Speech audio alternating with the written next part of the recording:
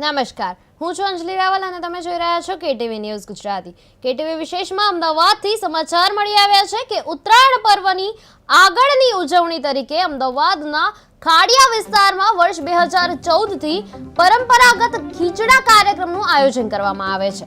આ વર્ષે પણ વિસ્તારના લોકો મોટી સંખ્યામાં એકત્ર થયા હતા અને કાર્યક્રમમાં ખાડિયા વિસ્તારના ધારાસભ્ય પણ ઉપસ્થિત રહ્યા હતા। ખીચડા કાર્યક્રમનો મુખ્ય હેતુ સૌને એક સાથે લાવી પરસ્પર ઓળખાણ, એકતા અને ભાઈચારો મજબૂત કરવાનો છે। ઉત્તરાયણ જેવા લોકપર્વને સૌ સાથે મળીને ઉજવવાની ભાવનાથી આ કાર્યક્રમ દર વર્ષે આનંદ અને ઉત્સાહભેર ઉજવવામાં આવે છે। આજે મહત્વના સમાચાર છે અમદાવાદથી મળી આવ્યા છે। અમદાવાદના ખાડિયા વિસ્તારમાંથી મળી આવ્યા છે કે જ્યાં ઉત્તરાયણ પૂર્વે ખીચડા કાર્યક્રમ જે છે એનું આયોજન કરવામાં આવે છે અને એનું સરસ મજાનું જે આયોજન છે તમે ટીવી સ્ક્રીન ઉપર જોઈ રહ્યા છો।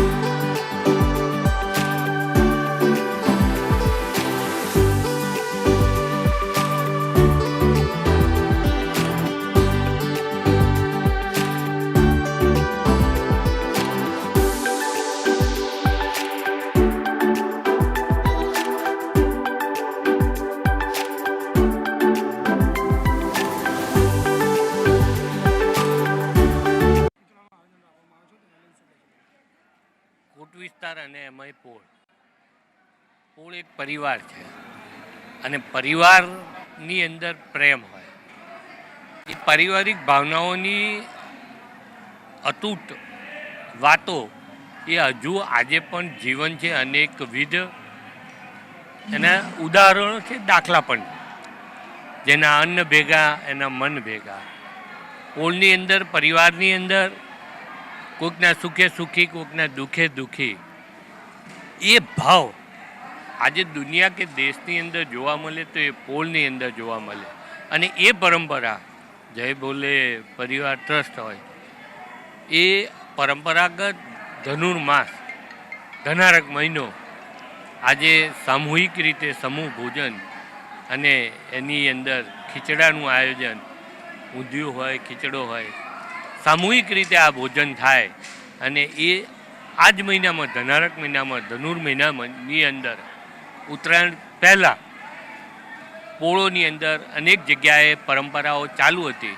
પણ છેલ્લા 10-11 વર્ષ, 15 વર્ષથી જય બોલે પરિવાર, પિન્ટુભાઈ હોય કે અમિતભાઈ હોય, બાકીના અનેક લોકોની અંદર, અનેક પોળોની અંદર આ પ્રકારે દર રવિવારે એક સમૂહ ભોજન અને સમૂહ ભોજનની સાથે ધનારક મહિનાની ઉજવણી, અને એ ઉજવણીની અંદર આ ખીચડાનું મહત્ત્વની પરંપરાને જીવંત રાખવાનું કામ પિન્ટુભાઈને એ લોકો કરી રહ્યા.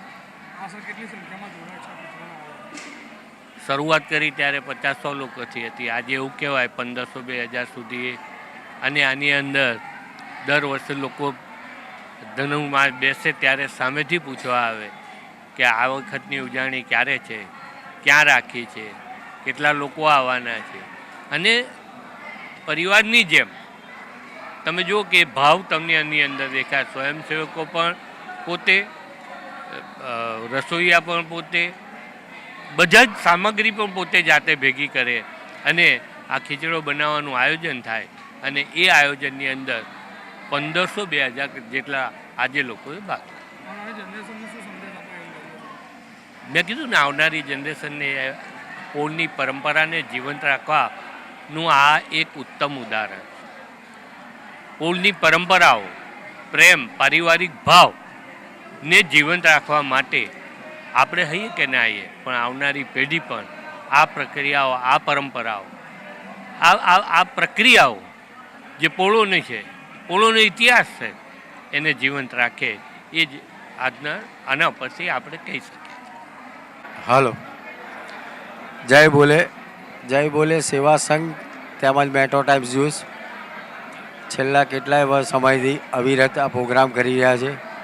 આ પ્રોગ્રામ ચાલુ કરાવવા સારું મારા બે સ્વર્ગવાસી મિત્રો અજયભાઈ પંચાલ અને મિલન પંચોલી આભારી છે, જેઓએ અમને આ માર્ગદર્શન આપ્યું. ત્યારથી અમે આ પ્રોગ્રામ કરી રહ્યા છીએ. આ પ્રોગ્રામ કરવા પાછળનો હેતુ એક તો સૂર્ય મકર સંક્રાંતિની અંદર ધનુર્માસમાં ખીચડાનું મહત્ત્વ રહેલું છે. ઘણા નાગરિકોને ધનુર્માસનું મહત્ત્વ ખબર નથી હોતું કે આ ખીચડાનું શું છે.